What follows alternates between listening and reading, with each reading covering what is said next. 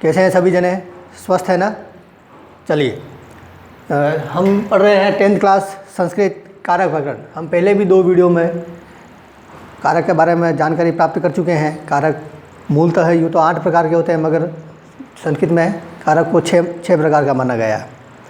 और इससे पहले वाले वीडियो में हमने प्रथमा विभक्ति के बारे में पढ़ा था। एक ही सूत्र था, प्रातिपदिक अर्थ, लिंग परिमाण, वचन मात्रे प्रथमा। अब हम द्वितीय विभक्ति के बारे में पढ़ेंगे। द्वितीय विभक्ति में 7 या 8 सूत्र आपके जो है कोर्स में है और वो आपके काम में भी आते हैं। अशुद्धि संशोधन में भी इनका प्रयोग होता है। तो आइए सीखते हैं द्वितीय विभक्ति के सूत्र। पहला सूत्र है कर्तुरिप्सि तत्मम कर्म।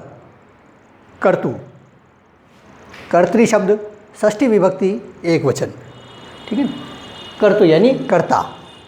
कर्ता अपनी क्रिया के द्वारा जिसे सर्वाधिक ईप्सित, ईप्सित का अर्थ होता है चाहना, वह कार्य जिसे वो सर्वाधिक करना चाहता है, जो उसका मुख्य उद्देश्य होता है, उसको कहते हैं हम ईप्सित। ईप्सित करता है, उसकी कर्म संज्ञा होती है।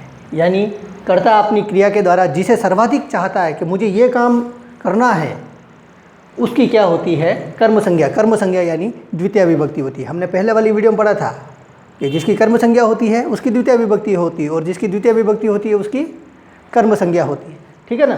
तो दोनों एक ही बात है। अगर कहीं कहीं कर्म संज्ञा लिखा है तो भी द्वितीय विभक्ति होती है, और अगर कहीं द्वितीय विभक्ति लिखा हुआ है तो भी कर्म संज्ञा होती है। दोनों एक ही बात है, ठीक है ना। जैसे उदाहरण है, राम गांव को जाता है। इस वाक्य को पढ़ने पर कर्ता कौन है इसमें? राम। क्रिया क्या है उसकी? जाना। मगर उसका मुख्य उद्देश्य क्या है? कहाँ जाना चाहता है? तो वो गांव जाना चाहता है। तो उसका जो मेन मुद्दा है, जिसको वो सर्वाधिक चाह रहा है, वो क्या है? गांव। तो हम द्वितीय विभक्ति किस में करेंगे? गांव में। तो लिखेंगे कि रामम ग्रामम गच्छति। चूँकि राम एक वचन है इसलिए इसमें गच्छति का प्रयोग हुआ है, ठीक है ना। तो रामम ग्रामम गच्छति। क्लियर? द्वितीय विभक्ति किस में करी हमने? ग्राम में करी, ठीक है। चलिए आइए अगला उदाहरण देखते हैं। दूसरा जो आपका उदाहरण है वो है कालाध्वनोर अत्यंत संयोगे। कालाध्वनोर अत्यंत संयोगे। काल और ध्वनि, ध्वनि यानी मार्ग, है ना। हम कोई ध्वनि को मार्ग कहा जाता है। कालवाची और मार्गवाची। कालवाची यानी समय, जो समयवाची शब्द है उनमें, और जो मार्गवाची, जो रास्ता, मार्ग यानी रास्ते, ये जो शब्द हैं इनमें अत्यंत संयोग होने पर, अत्यंत संयोग का अर्थ ये होता है कि कोई क्रिया निरंतर या लगातार हो रही हो। ऐसा नहीं है कि थोड़ा सा होवन खत्म हो गया या हम थोड़े से चले न घूम गए, ऐसा नहीं।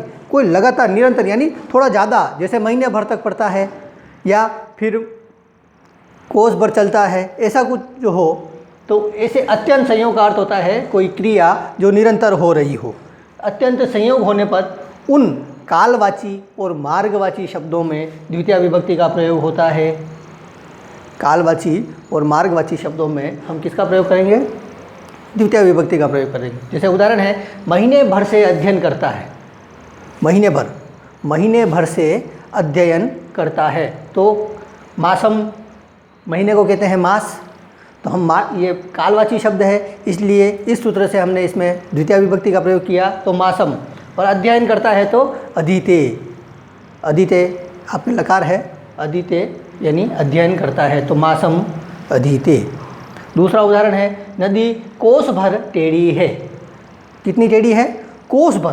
कोस भर, अब कोस, एक कोस में लमसम 2.5 से 3 किलोमीटर होते हैं, ठीक है ना। एक कोस में लमसम 3 किलोमीटर, 3.5 2.5 किलोमीटर होते ही होते हैं, लमसम आइडिया है। नदी कोस भर टेढ़ी है, तो कोस में हम क्या करेंगे? द्वितीय करेंगे। तो कोस को कहते हैं क्रोशम, टेढ़ी को कहते हैं कुटिला, नदी का नदी।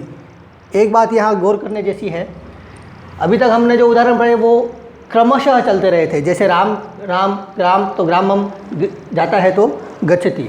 इसमें भी मैंने ये किया, महीने भर तो मासम अध्ययन करता है तो अधीते। यहाँ पर आप देखो मैंने क्रोशम पहले लिखा, नदी बाद में लिखा, कुटिला बीच में लिख दिया। तो संस्कृत भाषा में आगे पीछे लिख देते हैं तो वो गलत नहीं होता। ये बात ध्यान रखना आप। जैसे ऐसे कहेगा क्रोशम कुटिला नदी, ये भी गलत नहीं है। नदी कुटिला क्रोशम लिख दूँ तो भी गलत नहीं है। कुटिला नदी क्रोशम कर दूँ तो भी गलत नहीं है, हम लिख सकते हैं, ठीक है ना। तो आपके समझ में आया। मार्गवाची शब्द है क्रोश, इसमें हमने द्वितीय करी क्रोशम कुटिला नदी। क्योंकि नदी है, स्त्रीलिंग शब्द है, इसलिए हमने यहाँ कुटिला किया। अगर पुरुषवाची होता तो हम क्या करते हैं, कुटिल। कुटिल यानी टेढ़ा या चतुर, है ना। हम बोलचाल की भाषा में बोलते हैं बड़ा कुटिल है, यानी टेढ़ा आदमी है या चतुर आदमी है। समझ में आया। अगला सूत्र है आपका तथा युक्तम चानिप्सितम, यानी दो क्रियाएं एक साथ में होती है इसमें। देखते हैं इसमें कि अनिश्चित पदार्थ, अनिश्चित उसे कहते हैं जिसका फल, जिसकी इच्छा नहीं रखता। हमने पढ़ा था इसमें ईप्सित, ईप्सित यानी जिसको चाहता है, और अनिश्चित जिसको नहीं चाहता है, ठीक है ना। उस पर भी क्रिया का फल पड़ने पर उसकी क्या होती है, कर्म संज्ञा होती है। यानी ईप्सित पदार्थ का अनिश्चित पदार्थ पर प्रभाव हो तो उस अनिश्चित पदार्थ में भी द्वितीय होती है। ईप्सित में तो होगी ही, अनिश्चित में भी द्वितीय करेंगे। जैसे दिनेश विद्यालय को जाता हुआ बालक को देखता है।